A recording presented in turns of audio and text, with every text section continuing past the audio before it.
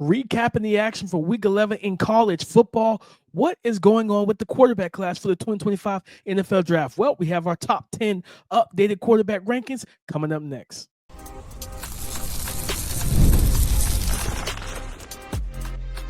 You are Locked On NFL Draft, your daily podcast covering the NFL Draft. Part of the Locked On Podcast Network, your team every day. What's up, Locked On family? Welcome back to the Locked On NFL Draft Podcast, your daily podcast. Cover your favorite draft prospects, part of the Locked On Podcast Network, your team every day. I'm your boy, Damian Parson. You can find and follow me on X at DP_NFL. I'm a senior draft analyst over with Bleacher Report, and thank you for making Locked On NFL Draft your first listen today and every day. Shout out for being our every days. And you know, guys, you already know we have a fun show. You know what we do on Mondays. Updated quarterback rankings, recapping week 11, updated quarterback rankings, money makers and bag fumblers, and the game ball segment. Before we can get into all of that, today's episode is brought to you by PrizePicks. Go to prizepicks.com/lockedonnfl and use the code all lowercase lockedonnfl to win $50 instantly when you play $5. All right, guys, getting into the top 10 quarterback rankings, a little shakeup in the top 3. Shedeur Sanders finishes as the number 1 quarterback for the week. Cam Ward dropped down just one spot. He didn't play terrible. He just lost the game. So we'll talk about it, right? Cam Ward at 2 from Miami. Number 3, Ole Miss's Jackson Dart. Number 4, Dylan Gabriel's Oregon's Dylan Gabriel. Number 5, Alabama's Jalen Milroe. At number 6, Texas's Quinn Ewers. Number 7, Indiana's Curtis Rourke. Number 8, Ohio State's Will Howard. Number 9, Syracuse's Kyle McCord. And at number 10, Georgia's Carson Beck. Oh, how the mighty have fallen. It's crazy how things have changed, guys. So I said, what is going on with this class right now? Talk to NFL Scout, and the discussion was simple. You know, he said to me, I don't really know what to do with Carson Beck, and I think I'm out on him, right? But when you look at just overall, another interception on the season, I think he came into the game with like 11 or 10 or 11. So like he turn the ball over, right? Just kind of free runner in his face, different things like that. Like just not handling pressure well at all. And right now, for a guy that I still comp him to Jared Goff. Like I know Jared Goff went first overall and everything. He's had a successful career, but let's be honest, if Jared Goff went to a team that didn't end up having a Sean McVay or Cooper Kupp or Robert Woods, then eventually, just the offensive line, the run game, if he didn't have those weapons, he didn't get traded. They did right by him by trading him to Detroit, right? Ben Johnson, Dan Campbell, Amon-Ra St. Brown. They drafted Sam Laporta, all those things. If you take Jared Goff and you put him in a far less situation, he doesn't have the ability to lead and elevate a bad situation. We've only seen him in good situations majority of his career, and I think that's what you're going to get out of Carson Beck. He's not a truck. Neither is Jared Goff. They're both hitches, and that's still an important piece to carrying the load, right? Yes, you have whether the truck is a head coach or the truck is a roster, you still need a hitch to connect the truck to whatever it's carrying. So, yes, I think, that's why I look at with Carson Beck, and I don't think he's going to be a 10th quarterback drafted, but he's just playing at a level right now that's just not conducive to, just not playing good ball. Not playing good ball at all. Cam Ward, first loss of the season. Miami's defense is abysmal. O-line is very mid. I know Keith tried to prop him up, when we and him talked about the Shedeur Sanders thing, Cam versus Shedeur. The offensive line is not good either. For the most part, they're very inconsistent in run blocking and calling, run plays. The offensive structure and play calling is weird. Very repetitive, honestly. Broke down this film over on my YouTube channel, The Scouting Room. But I think watching Cam Ward, he missed some throws. There was some miscommunication and everything. But what it looked like, it seemed that Georgia Tech's defensive coordinator was able to confuse him and trick him post-snap, right? He was mixing things up, playing man-to-man coverage, which those receivers, they're talented, but man, they struggled. They actually, since they got in the ACC play, they've actually struggled a decent amount getting open against man-to-man coverage. Against press man, physical man coverage, they've actually struggled, which is something I did not expect to see. But yeah, so they the defensive coordinator mixed in man coverage, zone, showing blitz, dropping off. He did a lot of different things, and I think he just got into the head of Cam Ward, and you saw him miss some, I would say, gimmies some easy throws, some easy reads. And of course, I said it on one of I broke down this tape twice this season over on my YouTube channel, and in there I flipped a quote from Pops, right, from Pops from Friday. He said, you told Craig don't use a gun. He said, listen, you live to fight another day, right? And I just flipped that for Cam. You don't have to take and keep your eyes downfield for the big play. You just check it down and you live to throw another day. And that's not what he did on that final drive. And it caught up to him. It was mostly, 3 to 4 routes, I believe, were long developing routes that I didn't like the play concept, but they did give him short answers. And he still was big play hunting and trying to rectify and trying to get his team down. And I felt like he was pressing. And that was the first time I think that I would say that in those late game situations, like he just felt like he was pressing, man. And I felt like watching that situation, I was like, yeah, like he was uncomfortable. He was not as not as poised and calm, cool, and collected as he typically is. They talked about it. Like he plays with a low pulse, and he typically does. But in that situation, it was just kind of tough, just overall, guys. Some more discussions about the quarterback, Jackson Dart. Threw an interception early, got hurt, got banged up. His backup, I think it was a true freshman, came in, lit up Georgia's defense on his first drive and everything. Then Jackson Dart came out of the locker room, out of the blue tent. He came back out there, and he played a good game overall. For the most part, I got to give him credit for what he was able to do. The numbers weren't outstanding, but one thing about it is, Georgia's defense, and I think I've said this, Georgia's team is just not as good as their ranking was.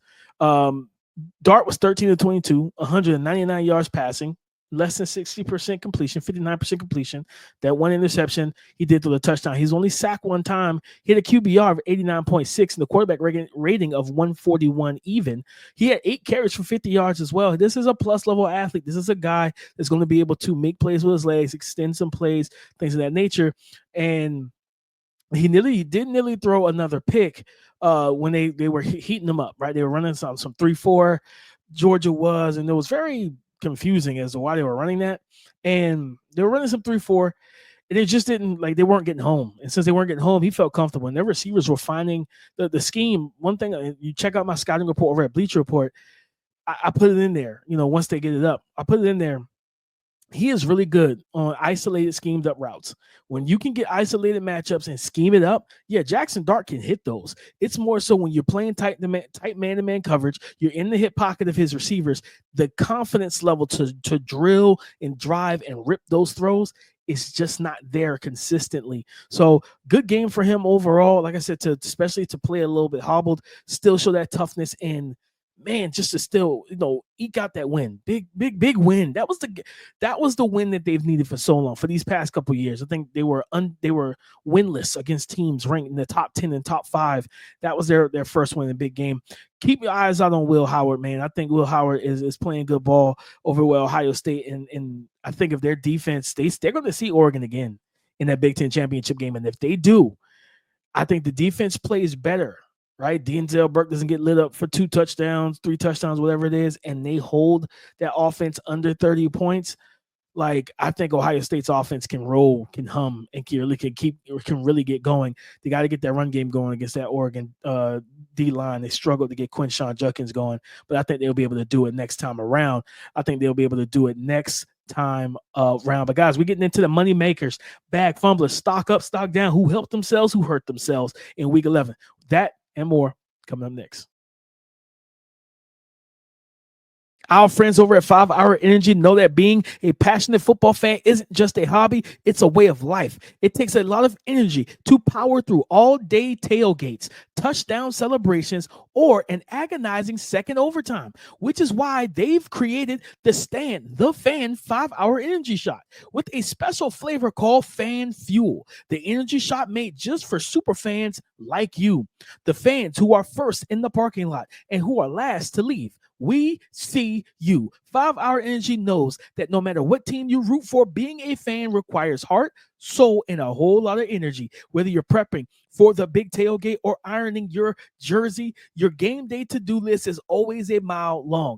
That's why the limited edition Fan 5 Hour Energy Shot is here to help keep you fueled throughout the season. What's your fan fuel this week? Whatever it is, do it with 5-Hour Energy. Available on 5hourenergy.com, shipped nationwide. Today's episode is brought to you by PrizePicks. You can now win up to 100 times your money on PrizePicks with as little as 4 correct picks. PrizePicks puts their members first, so all withdrawals are fast, safe, and secure. When my picks hit, I can get my money in as quick as 15 minutes.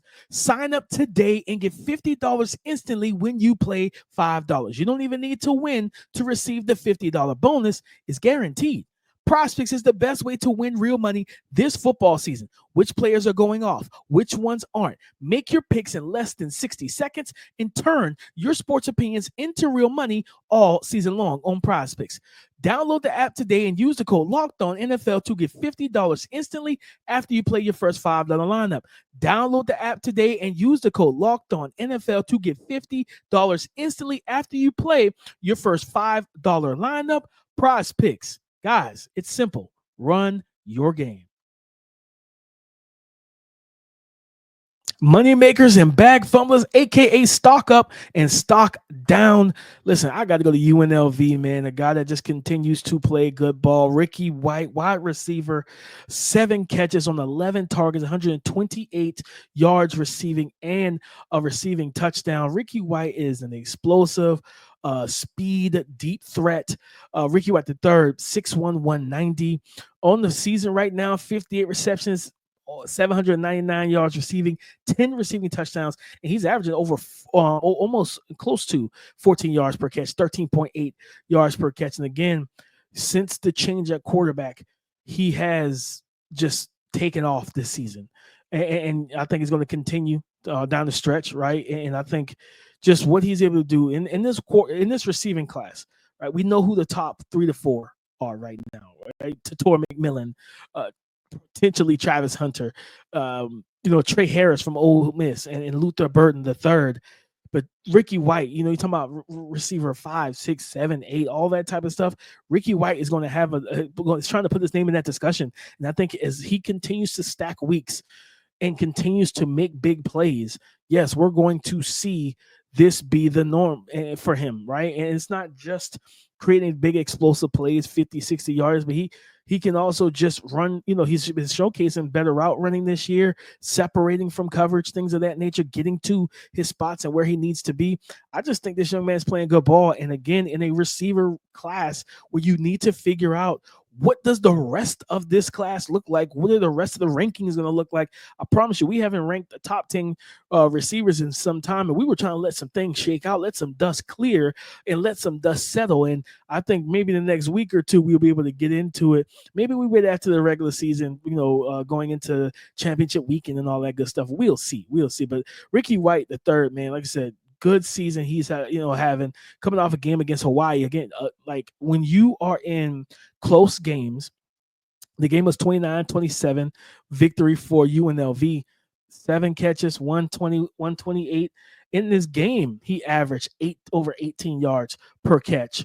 And again, receiving touchdown. He was a big component to why they won this game and kind of tilt the scales in their favor. Guys, I got to go to, typically I try to bounce back to back good news, but let me go to the bad news real quick. In a cornerback class that consistently, like, we're trying to figure out the things with this cornerback class. To me, Preston Hodge, like, in coverage, listen, when teams, and I've seen this year, either when Travis Hunter's on the field or when he got banged up, or a couple weeks ago, about sometime last month. When Travis Hunter is not being targeted, they are going to Preston Hodge, number 24. And against, Texas Tech this weekend, he was targeted 14 times. He allowed 8 receptions, 103 yards through the air, didn't have a pass breakup, didn't have an incompletion, albeit he did not give up a touchdown either. He allowed 13 yards per catch. So it's like almost, by that average, almost halfway to a first down and a half, man. And it's just this year, like, this is his second game giving up over 100 yards, and he has 4 games on the season giving up over 80 yards. in coverage, man. And this is his second game, honestly, this season where he's been targeted 10 plus times. Now he's averaging outside of those 2 games roughly between 6 to 8 targets a game. So they know where the bread is buttered. They know where the vulnerability in that secondary for the Colorado Buffaloes is with Preston Hodge. He's competitive. Don't get me wrong. He's listed as 6 foot 195. I got a feeling he might be viewed as more of a nickel in the league. Yeah, because he plays a lot of nickel anyway. That's where he lines up. I don't think he's going to get much room outside, but he is going to need, I think, safety help over the top where he can play to a leverage and take that away. Because when you're in the nickel playing that slot corner role, you're getting a two-way go. You're giving up a two-way go because that's the position you're placed into. If you have him shade inside with a safety outside or shade outside shoulder of the receiver with the safety inside, he can play physical. He can get his hands on guys and just try to take some things away, but just not a good showing for him. But talk about another corner. We're talking about having a good showing. When Iowa State lost to Kansas, Mello Dotson had something to do with it. Targeted 3 times in this game, 0 catches allowed, and he caught an interception that he returned for a pick 6. Guys, I'm telling you right now, this young man played a hell of a game. Really appreciated what he was able to do in this matchup. And we always talk about Kobe Bryant, right? But Mello Dotson is 6'1", 190 pounds himself. Okay, 6'1", 190 pounds himself. This young man showcased, and he faced off with one of our guys, the guy we've talked about on the show quite a bit, Jaden Higgins. And he was locking Jaden Higgins down, man, playing off coverage. He was catch technique, getting physical at the break point. And that he actually caught the interception while covering Jaden Higgins. So, yeah, Mello Dotson, man, definitely a stock up. Because, again, when we talk about Siobhan Revel and Benjamin Morrison, those guys being out, right, and Denzel Burke trying to reclaim his stock and get back to playing better ball, consistently, post, pre the Oregon game, right now, post the Oregon game to close out this regular season strong. I think that the cornerback class outside of what the top 2 to 3 depends on what happens with Morrison and everything, because he is a junior. He could go back. He has a year of eligibility. Yeah, you look at it, I think of Mello Dotson, the Kobe Bryant, like that tandem over there in Kansas. Those guys play ball, man. They're physical. They're aggressive. They play with good temperament, but it was the instincts, and not just the instincts, the ball skills. And what I liked when I was watching the tape of them yesterday morning, after the game was over, watching the all 22, and what I really appreciated, though, I really like watching it, was you saw good footwork, right? Low hip trajectory, like low hip level in his back pedal, but then click and close. Then when he's playing catch technique, he's staying square. He's got his feet in a good width, right? Kind of 1-inch stepping. Staying controlled, get hands on, and now locate the football. He made an incredible grab. I didn't even think he's going to be able to return it because it was a helmet, a higher throw. I don't even think it was targeted for Jaden Higgins. I think it was for the high-low read, because he had like a high-low concept. I think it was for the high route, the route above him, and he just snatched it, man. And I just like, listen, you gotta tip your cap as a quarterback. You gotta tip your cap to him and say, you know what? what did Kanye say? Gotcha. I'm just saying. That's what you got to say. He got me. That's all you can say as a quarterback, man, because that was a great play by him and just an outstanding game he had. Again, pitched a shutout, got a pick 6, just really locking down his side and his matchups, man. But, guys, that is money makers and bag fumblers. You know what we got to do. It's Coach DP walking into the locker room, handing out a game ball, and I'm going to a big-time performance in the SEC matchup that really could shake some things up with the college football playoff rankings. We'll talk about that coming up next. Nothing delivers comfort and joy quite like the unrivaled quality and taste of Omaha Steaks. This year, skip the holiday hustle and bustle and save 50% off gourmet gifts site-wide at omahasteaks.com. Plus, get a $30 reward card when you shop early and score an extra $30 off with the promo code NFL. With 5 generations of experience, they consistently deliver the world's best steak experience, and the gifting experts at Omaha Steaks have made it easy to deliver the perfect gift with thoughtfully curated gift packages starting at $89.99. From legendary steaks to mouth-watering desserts and more, save 50% off site-wide at omahasteaks.com. Plus, our listeners get an extra $30 off with the promo code NFL and a $30 reward card when you shop early. That's 50% off at omahasteaks.com and an extra $30 off with the promo code NFL. Minimal purchase may apply. Get ready to tackle the NFL action with FanDuel, America's #1 sportsbook. Because right now, new customers can bet $5 to get $150 back in bonus bets if you win. The FanDuel Sportsbook app gives you everything you need to place live bets on the NFL all in one place. So when you get a hunch or an urge in the middle of the game, you can check out the latest stats, view live play-by-play, and so much more on the exact same page where you placed your bets. Just go and visit FanDuel.com to join today. You'll get started with $150 back in bonus bets if you win your first $5 bet. Again, you'll get started with $150 back in bonus bets simply if you win your first $5 bet. Guys, you don't want to miss out on this deal. And what you need to do is go to FanDuel.com to get in on the action. Never waste a hunch and make every moment more with FanDuel, an official sportsbook partner of the NFL. Thank you for making Locked On NFL Draft your first listen today and everyday shot, for being our everydayers.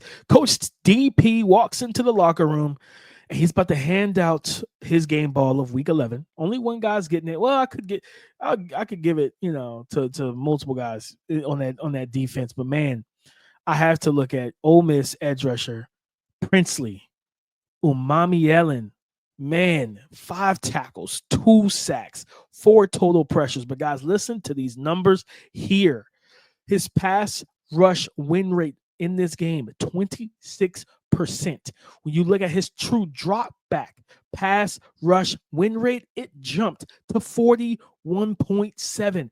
This young man was an absolute animal and monster coming off the edge against that Georgia offensive line. They had no answers for him. He made Carson Beck uncomfortable.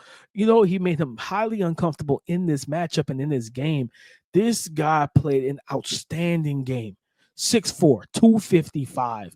And I think it was on Twitter, someone said, man, appreciate him and stuff like that. The guy was a Florida fan, was like, but Princely doesn't get sacks. And I was like, what are you talking about, bud? Like he's gotten a decent amount of sacks. He's a heavy pressure guy, right? Over his career, he's like north of 15 sacks per 15 pressures in hurries per season. And everything. And this year he's gotten into getting close to that double-digit sack range. I believe he's at 9.5 right now. But also in this game, I believe he had a forced fumble. He forced a fumble in this game as well. Princely Umami. I'm telling you now, guys, just in this, I said it in my draft takeaways. My biggest draft takeaways a couple weeks ago, about a month ago. I said the edge group here for the 2025 NFL draft class. It's fine. It's going to be all right. It's going to be fine because of the fact that there's talent. Yeah, is there a Myles Garrett level talent and size and all that? No, or are there more kind of tweener rushers that, the Jalen Walkers, the Abdul Carters, the Josiah Stewarts, those guys that are not going to meet the 6'2", 6'3", 260-pound edge rush threshold? 100%. There's going to be a couple guys like that. But still yet, you talk about having DPRs, having stand-up full-time edge rushers for odd front defense. This is if your team runs an odd front, defensive front on base downs, and you need that stand-up outside edge rusher, outside linebacker who's athletic, who got a quick first step, can dip in, all that type of stuff. This is the draft for you. And Princely can do those things as well. Even though he's listed at 6'4", 255. You saw the get off, the hand usage, the speed, the power conversion. He did it all, man. So he is this decision to transfer from Florida to Ole Miss absolutely was a great one. It was a great one. him, Walter Nolan, Jared Ivey, the whole that defensive front get the game. I'm giving them a game ball as well. I'm handing out two. I'm handing out two. I'm gonna give my primary game ball goes to Princely, but I'm gonna give it to the rest of that defensive line. They destroyed that Georgia offensive line. I'm gonna be honest with you. It was like watching the fight, like a heavyweight boxing match, but only one fighter walks out unrecognizable. Like I did not recognize the Georgia offensive line, right? So Tate Rattler's not being healthy all year. Like it is insane to me just watching it unfold. But I got to be honest with you guys, that defensive line for Ole Miss is legit. If they get into the playoffs, look out, because that defensive line, they can get after you with 4, and they have the young man, which I highlighted. I talked about him I believe on Friday's show. One of their top edge rushers. I think he is their top actual sack guy. Sutrine Perkins. He's a linebacker, 210, 6'1", and he's probably the most explosive guy on their D line or on their defensive front.